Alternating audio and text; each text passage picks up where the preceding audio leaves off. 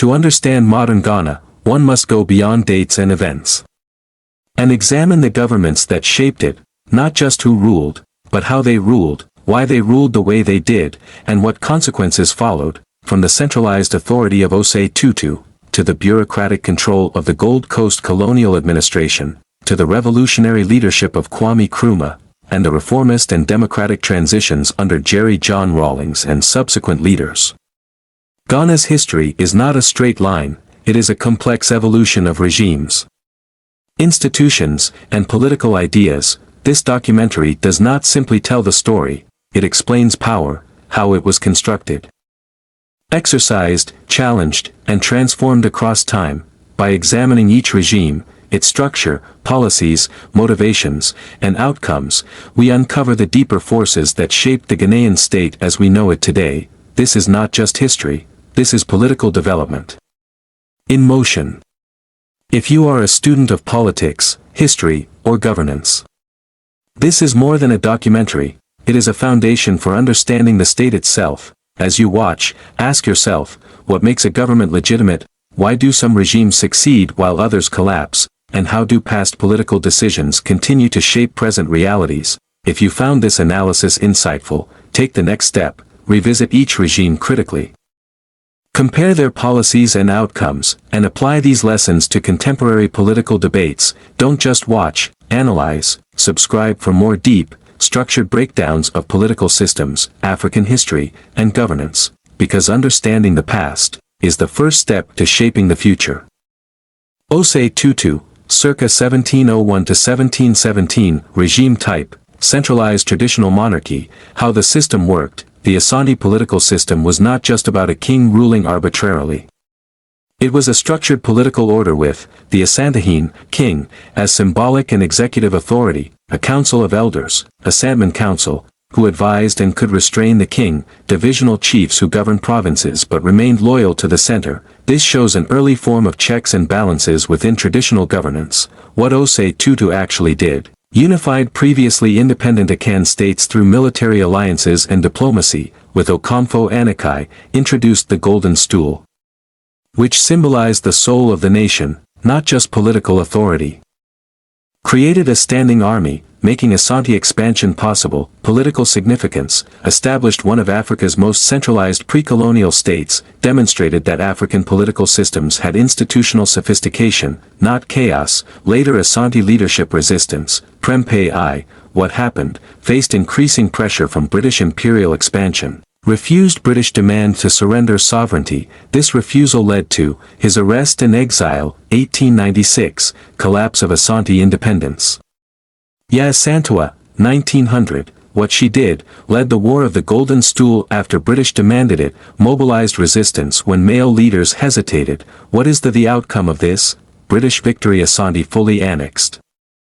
Traditional authority reduced under colonial rule. Pre-colonial Ghana had organized governance systems, but lacked the technological/military capacity to resist European imperialism. Colonial government in the Gold Coast. The colonial government in the Gold Coast was not designed to empower Africans. It was built primarily for control, administration, and the extraction of resources for the British Empire. At the center of this system was a highly centralized structure known as a bureaucratic colonial state. The entire system revolved around three main pillars: the British governor, the legislative council, and indirect rule through traditional authorities. The British governor was the highest authority in the colony. He was appointed directly by the British Crown and held immense powers. In practice, the governor combined executive, legislative, and even partial judicial authority. This meant he could make laws, enforce policies, approve budgets, and control the entire administration without needing the consent of the local population. There was no real separation of powers. Authority was concentrated in a single office that represented British interests. Alongside the governor was the Legislative Council. On the surface, this body appeared to be a step toward representation. However, in reality, it was limited and largely controlled by the colonial administration. At the beginning, it was made up almost entirely of European officials. Later, a few educated Africans were included, but they were not elected by the people. They were selected and had very limited influence. The council mainly served to advise and legitimize colonial decisions rather than challenge them. In rural areas, the British implemented a system known as indirect rule. Under this system, traditional chiefs were used as intermediaries between the colonial government and the local population. Chiefs were responsible for collecting taxes, enforcing laws, and maintaining order in their communities. However, this system changed the nature of traditional leadership. Chiefs were no longer fully accountable to their people. Instead, they were answerable to the colonial authorities. This created tension and weakened the independence of indigenous political systems. Together, these structures formed what is known as a dual governance system. On one side was the European Colonial Administration, based in urban centers, which controlled policy and decision-making. On the other side was traditional authority, which implemented colonial policies at the local level in rural areas. This arrangement made colonial rule efficient and cost-effective for Britain, but it significantly reduced African political autonomy. During this period, Governor Gordon Guggisberg introduced several major development projects. While these policies are often described as progressive, they must be understood within the context of colonial economic interests. One of his major projects was the construction of the Takoradi Harbour, the first deep-water port in the Gold Coast. Before its construction, exports were difficult and inefficient. The new harbour made it easier to export large quantities of cocoa, gold, and timber to Europe. While it improved trade efficiency, its main purpose was to strengthen colonial economic extraction. He also expanded the railway network. These rail lines connected mining areas like Obuasi, cocoa-producing regions in the forest belt, and coastal ports. The goal was not internal development but the fast and efficient movement of raw materials from the interior to the coast for export. This further deepened the colony's dependence on an export-based economy. Another important development was the establishment of Achimota School. This institution trained Africans in administration, teaching, and clerical work. While it expanded educational opportunities, its underlying purpose was to produce a skilled workforce that could support the colonial administration. It was not designed to produce political revolutionaries or independence movements. Although these policies appeared developmental, they were fundamentally designed to serve the colonial economic system. The structure of that system was simple. Raw materials were extracted from the colony, sent to Britain for manufacturing, and finished goods were then imported back into Africa. This created a dependent economy that benefited the colonial power. Under colonial rule, the economy of the Gold Coast was transformed. Before colonialism, the economy was diverse, based on subsistence farming and local trade. However, colonial rule shifted the focus toward cash crops, especially cocoa. As a result, the Gold Coast became one of the world's largest cocoa producers. But this also created a major weakness: overdependence on a single commodity. Making the economy vulnerable to global price changes. Socially, colonial rule led to significant changes. An educated African elite emerged, consisting of teachers, lawyers, clerks, and civil servants. Through Western education, they were exposed to new political ideas such as liberty, rights, and democracy. At the same time, urban centers like Accra, Cape Coast, and Sekondi expanded rapidly, increasing political awareness among the population. However, despite these changes, Africans remained largely excluded from real political power. They had little or no say in major decisions affecting their lives. This exclusion created frustration, especially among the educated elite, and laid the foundation for political nationalism. Two major nationalist movements emerged in response to this system. The first was the United Gold Coast Convention, formed in 1947. It was led by educated elites who believed in gradual constitutional reform and negotiation with the British.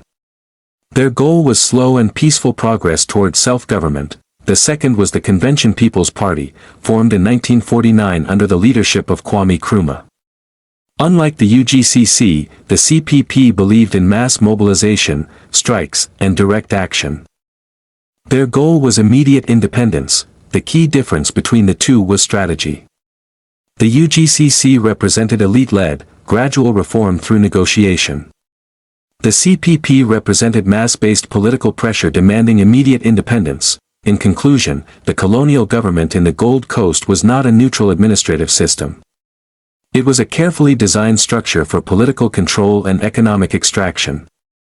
However, through education, economic transformation, and partial modernization, it unintentionally created the conditions for its own collapse. It produced an educated elite, increased political awareness, and intensified demands for self-rule. Ultimately, colonial rule created the forces that ended it. The 1948 riots. In 1948, the Gold Coast stood at a breaking point. The Second World War had ended just a few years earlier. African soldiers had fought bravely for the British Empire, risking their lives on foreign lands. But when they returned home, they were met not with gratitude, but with neglect, unemployment, and broken promises. Among these were ex-servicemen who had been denied their rightful benefits, no proper pensions, no compensation, no support. Frustrated and ignored, they decided to act. On the 28th of February, 1948, a group of these veterans organized a peaceful march in Accra. Their destination was the seat of colonial power, where they intended to present a petition to the British governor. Their demands were simple: payment of their benefits and better treatment. They marched calmly. No weapons. No violence. Just determination. But as they approached the Christiansborg area, they were stopped by colonial police. A British officer ordered them to halt. The veterans refused. They believed they had every right to be heard. Then, without warning, the police opened fire. 3 unarmed ex-servicemen were shot dead. That moment changed everything. News of the shooting spread like wildfire across Accra. What began as a peaceful protest instantly turned into a symbol of colonial injustice. The anger that had been quietly building among the people exploded. This was no longer just about the soldiers. For years, ordinary Africans had been suffering under economic hardship. Prices of goods were rising. Jobs were scarce. European businesses dominated trade, while Africans struggled to survive. Politically, Africans had little to no real power in governing their own country. Now, the killing of the ex-servicemen became the spark that ignited all these frustrations. Within hours, chaos erupted. Crowds flooded the streets. Shops owned by Europeans were looted. Buildings were attacked. Symbols of colonial authority were challenged openly. What started in Accra quickly spread to other towns and cities across the country. The colony was in revolt. The British authorities were caught off guard. They declared a state of emergency, imposed curfews, and deployed troops to restore order. But the damage had already been done, not just physically, but politically. At the center of this growing unrest were nationalist leaders who had been criticizing colonial rule. Although they had not organized the riots, the British government blamed them for inciting the people. Several key leaders were arrested. Instead of calming the situation, these arrests had the opposite effect. They fueled even more anger. For many people, this confirmed what they already believed, that the colonial system was unjust, repressive, and unwilling to listen. Realizing the seriousness of the situation, the British government set up an official inquiry to investigate the causes of the riots. The findings were clear. The riots were not random acts of violence. They were the result of deep-rooted problems: economic hardship, political exclusion, and administrative failure. In simple terms, the system itself was the problem. This marked a turning point in the history of the Gold Coast. For the first time, colonial rule was openly challenged on a mass scale. The events of 1948 forced the British to accept a hard truth: the colony could no longer be governed the old way. Reforms became inevitable. New political arrangements were introduced. Africans were gradually allowed greater participation in governance. Elections were organized. Political movements gained strength and direction. Out of this turbulent moment emerged a new wave of leadership, more radical, more determined, and more focused on one goal: independence. The 1948 riots did not immediately end colonial rule, but they made its end unavoidable. They transformed scattered frustration into organized nationalism. They exposed the weakness of colonial authority. And most importantly, they awakened a collective demand for self-governance. In the years that followed, this momentum would only grow stronger, until independence was finally achieved. the riots of 1948 were not just an event, they were a catalyst, a moment when a people decided, consciously or not, that enough was enough, and from that moment on, there was no turning back.